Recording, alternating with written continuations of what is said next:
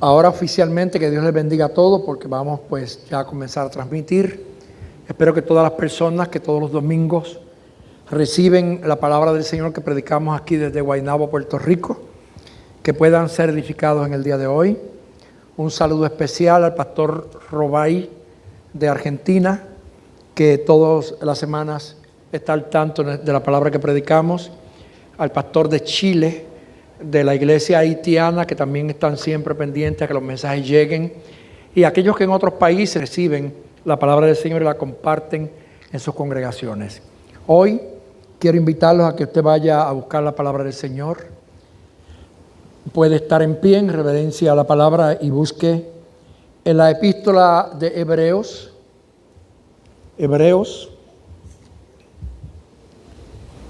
Vaya al capítulo 10. Hebreos, el capítulo 10. Gracias a esos hermanos que siempre ayudan a los nuevos a conseguir la porción bíblica. Gloria al Señor, porque es bueno que todos ellos pues la tengan para que puedan ir con nosotros leyéndola. Alabado sea el nombre del Señor.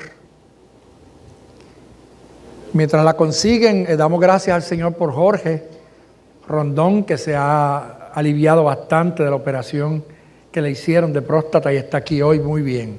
Así que damos gracias a Dios, que Dios siempre escucha las oraciones. Ok, como ya lo consiguieron, Hebreos capítulo 10, el versículo 37. Hebreos capítulo 10, versículo 37. Solamente ese versículo daré lectura. A la gloria del Padre, del Hijo y del Espíritu Santo. Porque aún un poquito, y el que ha de venir vendrá, y no tardará. Lo repito. Porque aún un poquito, y el que ha de venir vendrá, y no tardará. Dele la mano al que está a su lado hoy. Y usted antes de sentarle, le va a decir, solo un poquito. Dígaselo a sí mismo, solo un poquito. Chiquín, solo un poquito.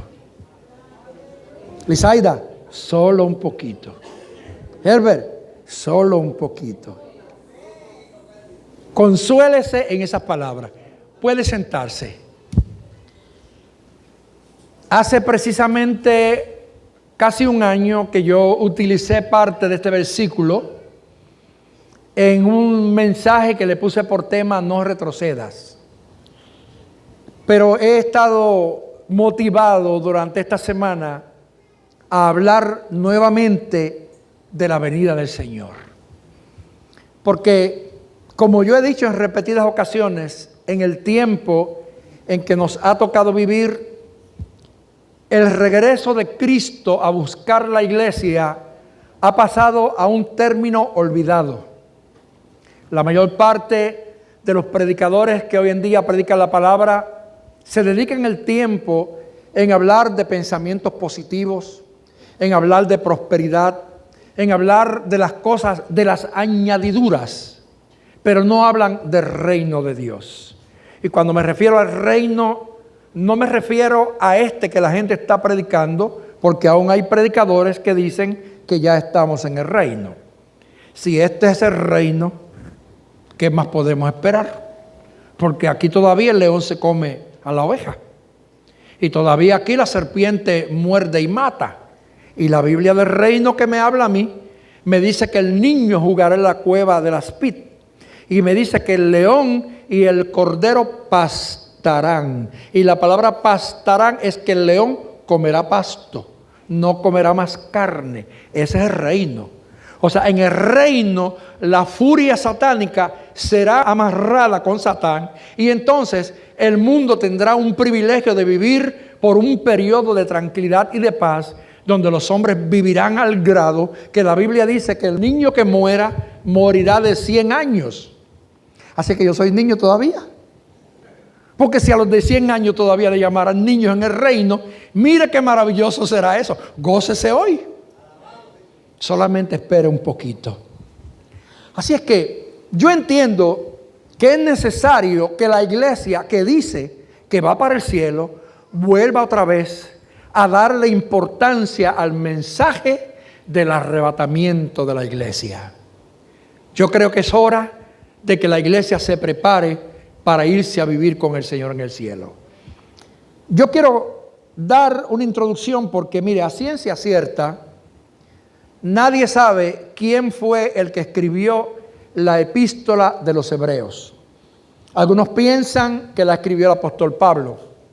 Otros piensan que la escribió Bernabé.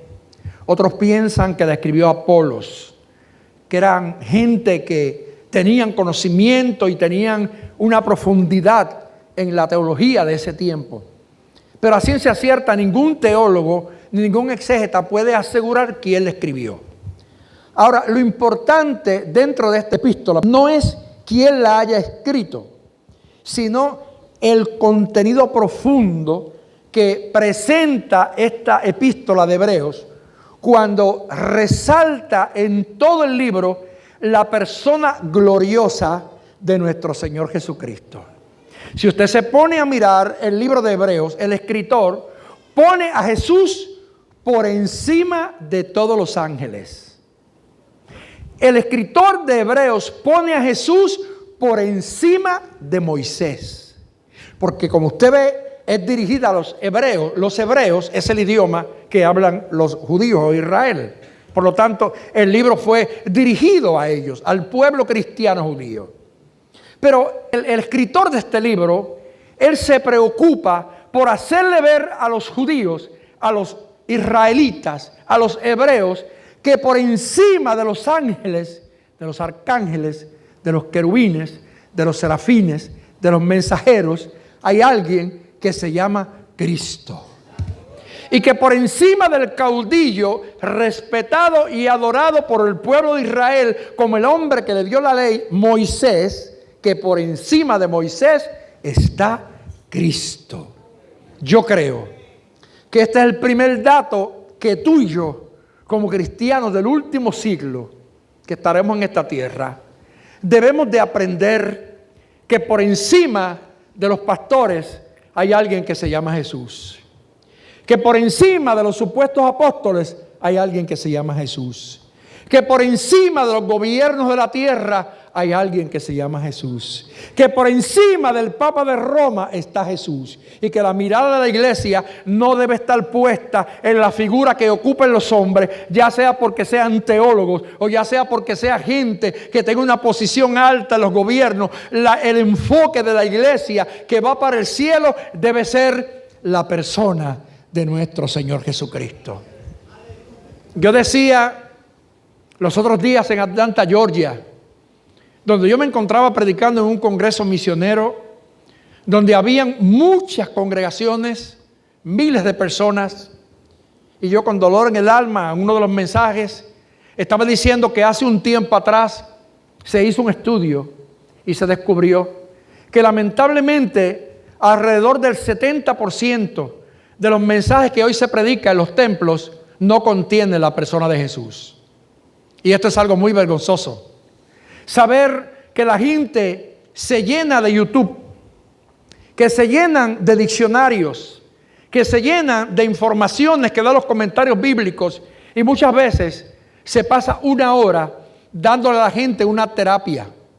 No un mensaje de transformación, sino más bien una terapia mental o psicológica, donde se les juega con la psiquis de la gente para ubicarlos en una posición de algo que no tiene nada que ver con el cielo. Alguien dijo una vez, uno de estos susodichos apóstoles, que el Señor a él no lo llamó para predicarle a la iglesia acerca del cielo, sino que Dios es que lo llamó a él para enseñar a la iglesia a cómo disfrutar de la tierra. Si eso es así, entonces el tiempo está perdido. Porque ¿sabe una cosa? La Biblia fue escrita para que el hombre vuelva a llegar a Dios. Para usted conocer de matemática, para usted conocer de psicología, para usted conocer de ciencia, vaya a la universidad. Y en la universidad hay mucha gente que tiene conocimiento de todo lo que tiene que ver con la inteligencia humana. Pero para ir al cielo, vaya a la Biblia. Porque no hay otro libro que nos muestre a nosotros el camino hacia Dios. ¿Sabe qué dijo Jesús? Yo soy el camino. Yo soy la verdad y yo soy la vida. ¿Qué significa esto, mis queridos hermanos? ¿Qué significa esto? Que si tú quieres llegar a Dios, no puedes pasar a través de la religión, ni puedes pasar a través de la ciencia, de la metafísica. Tienes que pasar únicamente a través de Jesús, que es el camino que te lleva al Padre. Jesús dijo claramente: en la casa de mi Padre muchas moradas hay. Si así no fuera, yo os lo hubiera dicho. Voy pues a preparar lugar para vosotros. Y si me fuera y os preparar el lugar, vendré otra vez y os tomaré a mí mismo, para que donde yo estoy, vosotros también estéis. Entonces, ¿para qué quiero yo dinero? Si el dinero no me da vida. Decía yo hace un tiempo atrás que cuando yo era muchacho se cantaba un himno en la iglesia que decía que hay ricos que mueren sufriendo sin saber dónde está su dolor. Y esta es una realidad. Hay gente que tiene millones en el banco y tienen una enfermedad que muchas veces ni saben lo que tienen. Y por dinero que tengan no hay medicina que los cure. Y mueren sufriendo porque el dinero no sana. El dinero no da felicidad. ¿Sabe cuántos magnates del mundo se quitan la vida, se suicidan? Porque descubren que a pesar de tener tanto deleite, tantos millones, nunca han conocido la felicidad. Hay unas muertes en esta tierra que a mí siempre me han tocado. Me han tocado porque aunque han sido personas de la historia, pero que a mí siempre me han causado como tristezas. Una de ellas, por ejemplo, fue aquella actriz americana, Marilyn Monroe. ¿Se acuerdan? Una mujer tan hermosa, una mujer tan famosa. Pero Marilyn Monroe murió de una muerte muy triste, de una muerte muy solitaria, bajo efectos de droga. Y aquella mujer se le había predicado a Cristo antes, pero dijo que ella no necesitaba a Dios.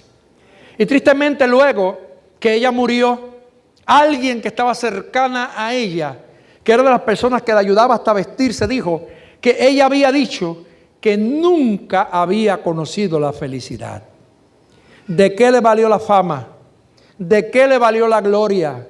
¿De qué le valió el dinero? ¿De qué le valió la belleza? Nunca supo lo que era felicidad. Así han muerto personas como un hombre llamado Elvis Presley.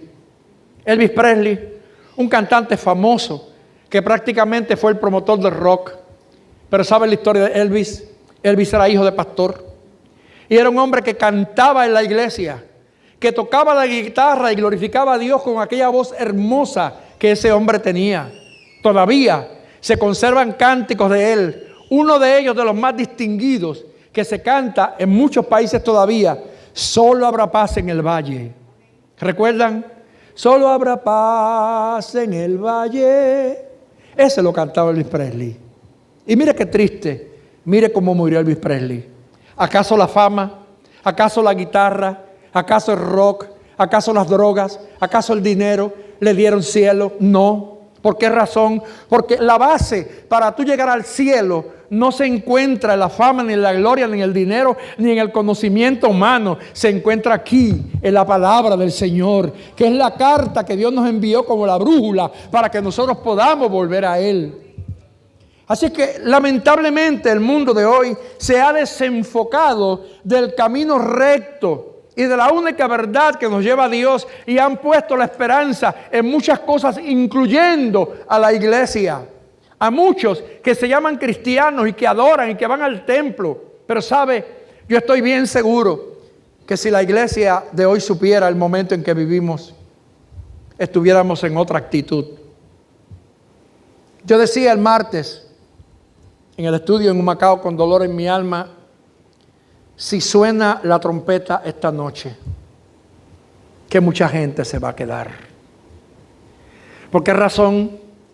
Porque cuando usted ve la indiferencia dentro del pueblo de Dios, cuando usted ve que hoy en día la iglesia programa actividades y a la gente no le importa, Y no hablo de esta iglesia. Estoy hablando del pueblo de Dios en términos generales, porque recuerde que soy pastor, que dirijo más de 80 iglesias y que soy mentor de muchos pastores de otras misiones, que todos me dan sus quejas y sus dolencias. Y usted no sabe la tasa de suicidio de pastores que ha habido en estos últimos años. Se han suicidado cientos de pastores y muchos de ellos se han quitado la vida, ¿sabe qué? Frustrados, porque se han sentido abandonados, solos en las congregaciones. Porque muchos pastores se quejan, porque dicen, cuando el hermano o la hermana fulana se ha enfermado, yo soy el primero que estoy allí. Cuando tiene una necesidad de un paquete de arroz, yo soy el primero que se lo llevo. Y dice, y cuando yo caí en cama, nadie me visitó. O cuando estuve en el hospital, pensaban, ese es el pastor, no tiene necesidad de nada. No, los pastores también lloran. Lisaida, ¿te acuerdas que tú me regalaste un libro que se titula así? Los pastores también lloran. Qué tremendo libro. Porque somos seres humanos que sentimos que padecemos y que no todos están en un nivel de espiritualidad, no todos están en un nivel de ánimo como deben estar, y Satanás se aprovecha. Y eso es triste para mí. Cada vez que un cristiano me dicen que un cristiano conocedor de la Biblia se suicida, para mí es una angustia, es un dolor, porque es que se suicida, va al infierno. Sea pastor o no sea, el que se quita la vida va al infierno. Porque la Biblia dice claramente, los homicidas no entran al cielo. Nadie que se quite la vida va para el cielo. El que se quita la vida va directo al infierno. Entonces, tú tienes que pensar en eso, hermano. Que Satanás tratará de jugar con tu mente en cualquier momento de debilidad. En cualquier momento de una circunstancia difícil que tú estés enfrentando y que no sepas qué hacer. Lo primero que Satanás te va a decir es, acaba con este problema, termina con esto. Es un engaño del diablo. Porque tu problema aquí es pasajero. Pero el problema allá es eterno. El que se quita la vida va a sufrir por los siglos de los siglos. No tiene más esperanza de vida. Va a sufrir por la eternidad en un lago de fuego. Esto la gente no quiere que lo prediquemos, pero es que hay que decirlo. Porque basta ya de estar alimentando a la gente con vanas esperanzas, con estarle diciendo todo está bien. Son mentiras. Las cosas están mal y hay que reconocerlas. Todo el mundo dice, no, este será tu año de gloria. Dios este año te mostrará bendición como nunca. Mira que este año tú triunfarás, que tu ministerio crecerá. Y todo es promesas y promesas. Porque es como decía alguien los otros días, los profetas verdaderos en el tiempo verdadero, cuando había juicio, anunciaban el juicio. Pero hoy nadie anuncia juicio. Porque el que anuncia juicio, porque Dios se lo revela, dice, ese es un fatalista. Ese es un anticuado, ese es un legalista, ese es un religioso, porque ese es el título que nos dan. Porque la gente viene al templo a que le pasen la mano. El adúltero que viene al templo quiere que tú le digas, sigue que está bien, no te apures, sigue ahí en la iglesia, Dios te va a cambiar. No, hay que decirle al adúltero, deja de adulterar para que vayas al cielo. El que está en fornicación viene al templo y quiere que tú le digas, hermano, está todo bien, Dios te entiende. No, hay que confrontarlo por la Biblia, porque es que la Biblia es clara. Y la Biblia dice que ni los fornicarios, que ni los adúlteros, que ni los hechiceros, que ni los borrachos, que ni los mentirosos, que ni los que se echan con varones. Y por ahí sigue la lista. Dice claramente, no entrarán al reino de los cielos. Entonces, ¿qué pretende la gente? Que nosotros los pastores o los predicadores nos confabulemos y le digamos, no, todo está bien. Entonces, ¿qué sucede? Que hoy en día tenemos un problema, que ustedes son conscientes de esto, que hay muchas parcelas. Y cuando digo muchas parcelas es que ustedes han visto que en cada esquina hay una iglesia. Eso es donde quiera una iglesia ahora, donde quiera una iglesia. Y usted se pone a mirar que la mayoría tienen 15 o 20. Y más adelante otra con 15 o 20. Y más adelante otra con 15 o 20. Y cuando usted viene a ver son división de división de división de división. O sea, porque el copastor de esta iglesia no encajó bien con el pastor en algo, pues yo me rebelo y me llevo 15 de la congregación. Pero él se olvida que lo que tú haces hoy te lo van a hacer mañana. Y cuando le pasan 4 o 5 años y ese que se llevó un grupo de la iglesia ya tiene un grupito establecido, se le levanta otro rebelde, le lleva 15 más y le divide la iglesia de nuevo. Entonces a esto hemos llegado. ¿Ves qué sucede? Tú tienes que saber, hermanos, que Dios suma y multiplica. Dios no resta ni divide. Toda iglesia que nace de una división tiene problemas. Porque a la larga se la van a dividir.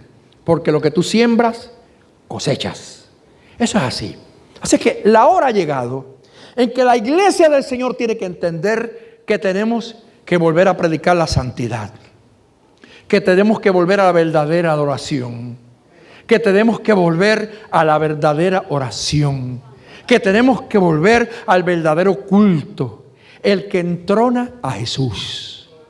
Esa era la mayor inquietud del escritor de los Hebreos. Decirle a los judíos: Moisés fue grande, pero había uno más grande que él. Y antes de Moisés era él. Los ángeles fueron grandes y son grandes porque están ante el trono de Dios. Pero más grande que ellos hay uno que se llama Cristo. Así es que hoy en día la iglesia debe de pensar que el que dijo que volvería no fue Moisés, porque Moisés se fue y no ha vuelto. Los ángeles tampoco pueden venir hasta que no le den la orden. Y yo me ponía a gozarme en esta palabra porque, mis queridos hermanos, mire, es tremenda la palabra del Señor cuando nos exhorta a todos nosotros, gloria al Señor, en el versículo anterior, que debemos de poner la confianza plenamente en Dios. Yo soy Eliacín Torres Pérez. Nací el 25 de enero del año 1956, sáqueme cuenta. 68 años ya cumplido, pero no confíe en mí. Soy pastor hace 48 años aquí, no confíe en mí. Soy esposo de Candy hace 47 años, no confíe en mí.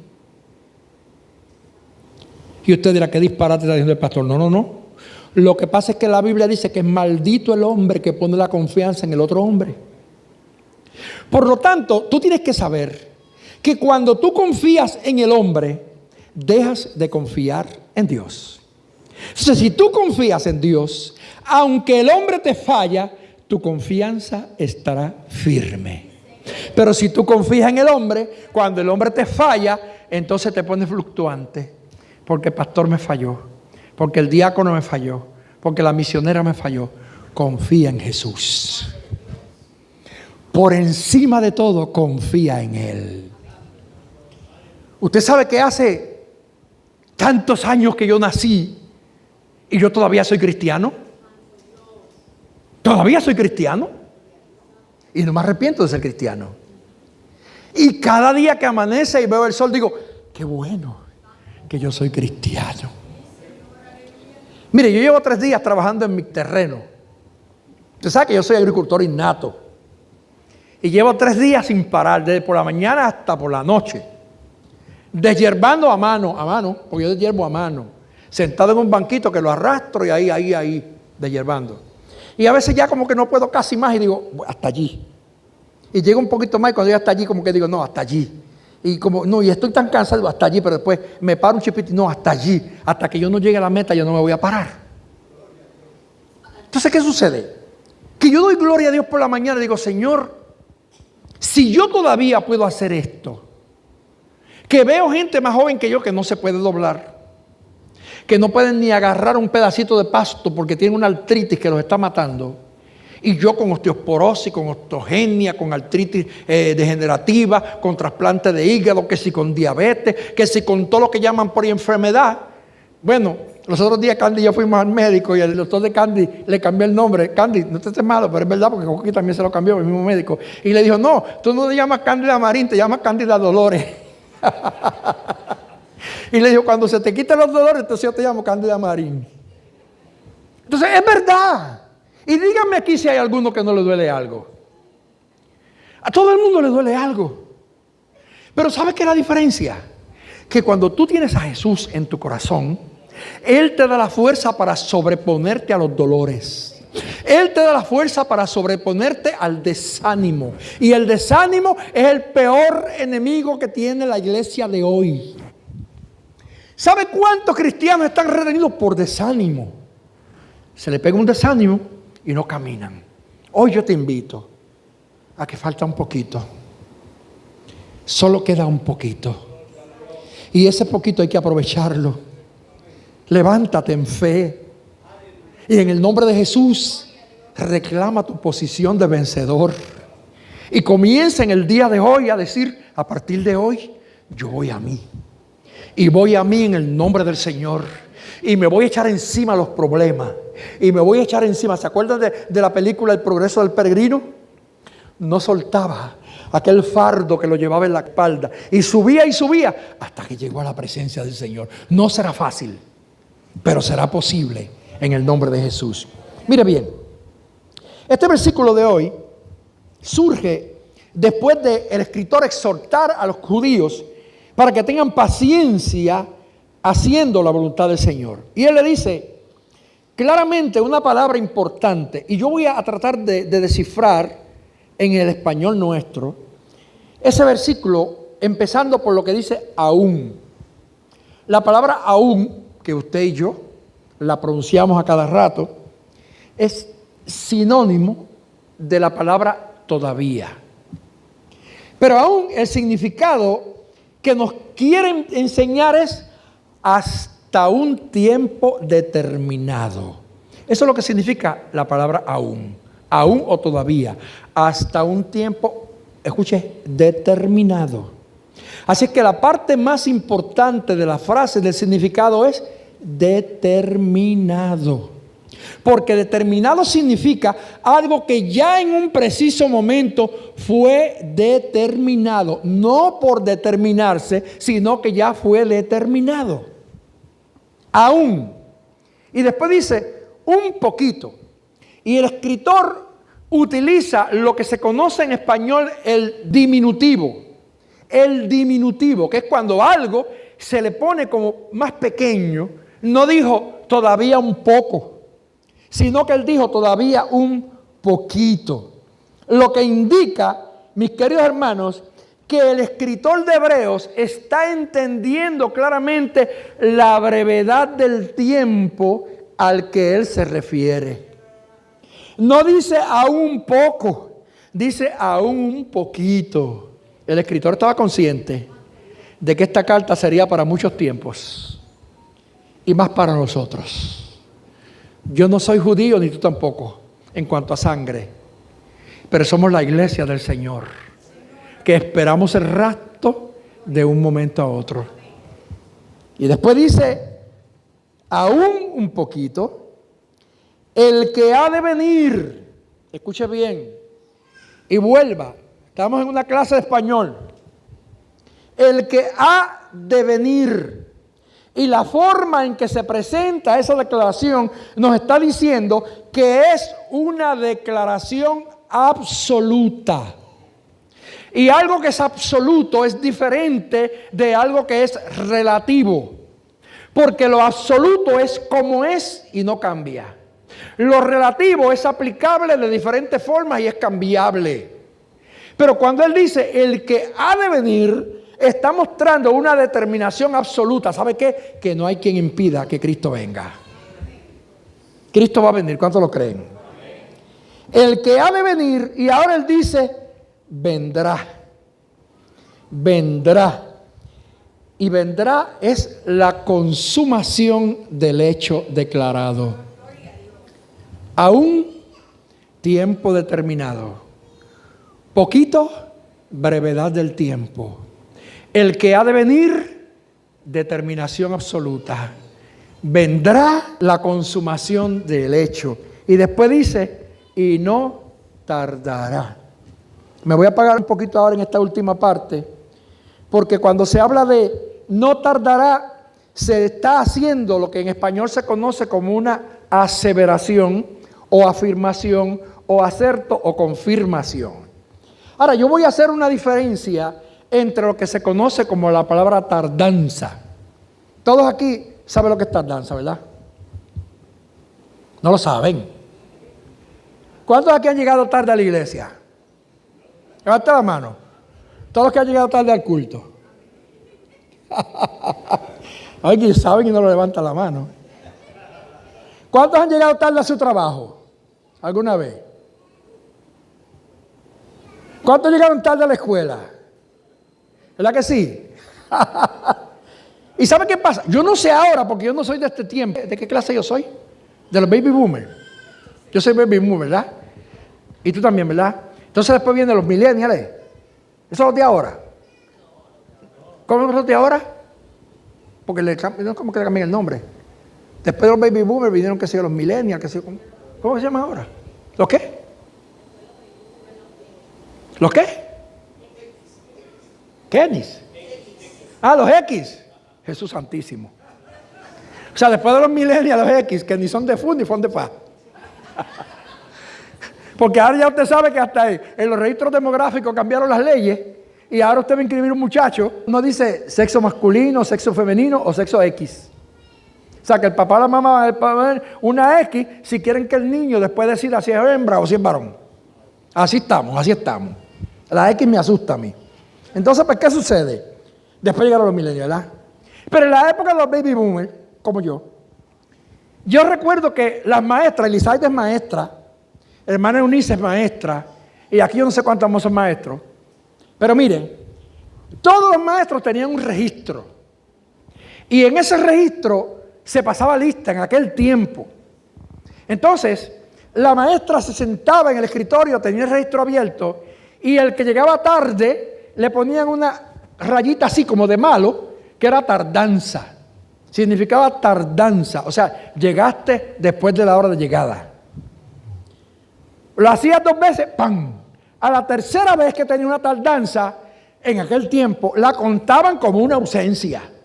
3 tardancias equivalían a una ausencia. Entonces ya ahí el maestro llamaba a los papás. En aquel tiempo no los llamaba porque no había teléfono, le mandaban una notita con el más chismoso del barrio, ¿se acuerdan? Porque era así. Le mandaba una notita con el primo, con el vecino, y a uno le daba una rabia y le decía, presentado, bochinchero, ¿por qué te prestaste para llevar esa carta? Porque después en casa, por lo menos en mi caso, mami tenía una vara de tamarindo o de guayabo y nos pelaban, como están aquí muertos de la risa, porque ya muchos nos pelaron, ¿verdad?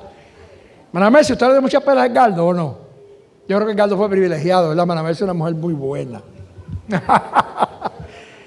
Pero fíjese, así era. ¿A ti te dio, Luisito? Ah, mira, Luisito levantó la mano. Edgardo quedó tranquilo, pero Luisito levantó la mano. Así que, esto es jocoso y nos hace reír, pero es en realidad lo que vivimos. O sea, la tardanza mostraba descuido, mostraba falta de responsabilidad de los padres como del estudiante, y esto tenía unas consecuencias. Porque cuando ya había un sinnúmero de tardanza, tenía que haber una consecuencia que uno tenía que pagar. Si nos referimos al trabajo, hoy en día, pues ya usted sabe que todo el mundo poncha en una máquina electrónica.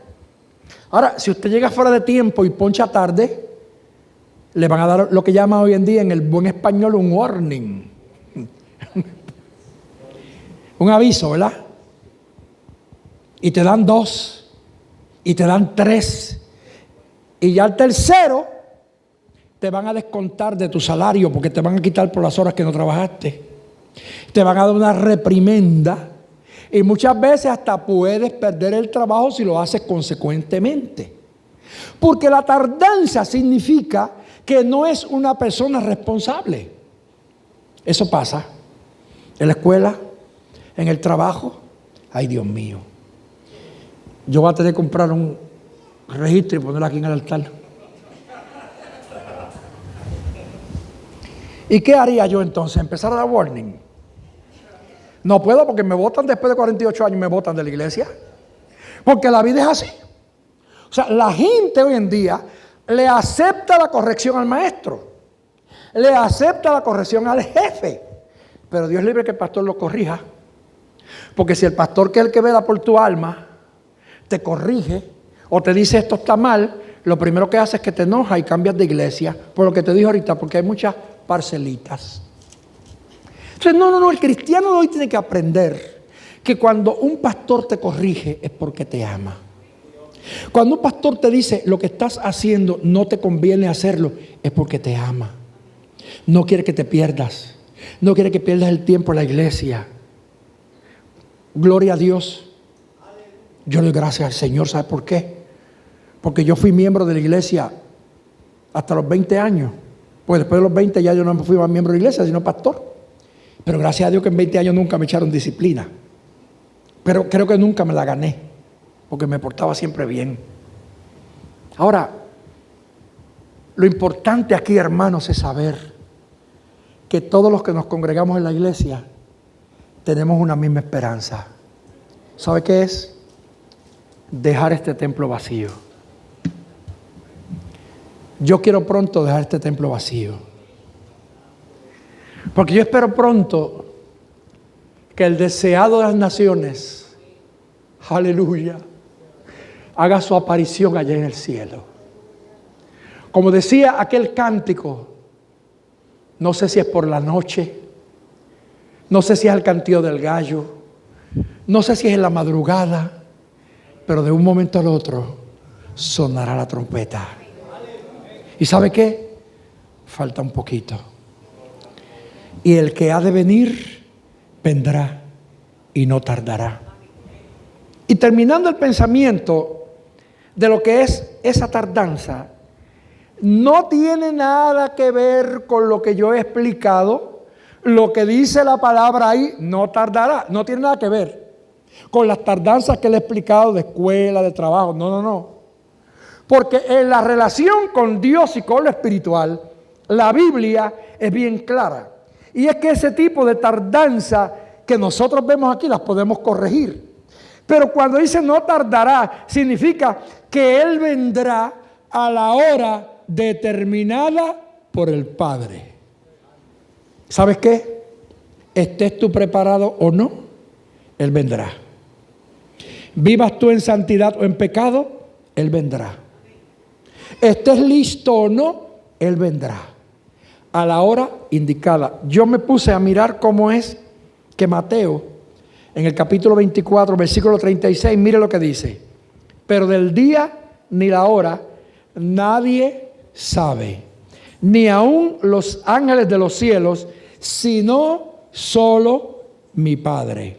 Pero en Marcos, escuche lo que dice, en Marcos 13:32 dice, pero de aquel día y de la hora nadie sabe, ni aun los ángeles que están en el cielo, y le añade, ni el Hijo, sino el Padre. Así que todo el que conoce teología sabe que el único secreto que hay entre las tres personas de la Trinidad es el regreso de Cristo a la tierra. Porque eso lo determinó solamente el Padre, y cuando Él le dé la orden a Jesucristo, Cristo descenderá a buscar la iglesia. Por lo tanto, hermanos, hay que sacarse de la mente la idea de esos que dicen, no, porque cuando suene la trompeta yo me agarro de la pierna de mami, o me agarro de la pierna de papi y me voy con ellos. Cuando suene la trompeta, dice la Biblia, que será como el relámpago que sale del oriente y se muestra hacia el occidente. Será un momento en que no habrá tiempo para decir, ay, increíble. ¿Sabe qué? Los otros días yo pensaba, me acordé de unas muertes trágicas que han surgido. ¿Se acuerdan cuando iba a salir lo que iba para allá, para la luna, que se explotó repentinamente? El Challenger, creo que fue, que había una profesora americana que iba, y eso fue segundos. Pasaron la eternidad. Sin decir ahí. Me acordé de aquí frente a la Avon. ¿Se acuerdan de la Avon? Más adelante de la Avon, hace unos años, como 20 años atrás. No sé cuántos recuerdan que allá había una parada y había una señora que estaba de pie esperando la guagua que iba para Caguas. Y de repente venía un camión, un Silán, y no sabe cómo. El Silán se volcó exactamente frente a la parada y la aplastó. Unió la cabeza con los pies. Yo nunca me olvido de eso. La aplastó así que la unió la cabeza con los pies, así. Murió en el acto, no pudo decir ay, no pudo despedirse de nadie, porque la muerte es repentina. Así será la venida del Señor, cuando nadie le espera. ¿Y sabe qué pasa? Que queda muy poquito. Confíe hoy que las luchas se acabarán. La gente está asustada por el nuevo orden mundial. La gente está asustada por la hambruna que se ha mencionado. Yo vivo en paz. Yo duermo tranquilo. Yo como tranquilo. Porque mi Redentor vive. Y porque Él vendrá pronto. Dios le bendiga. Dios le guarde. Y prepárese porque queda un poquito. Un poquito, y el que ha de venir vendrá y no tardará. Incline su rostro.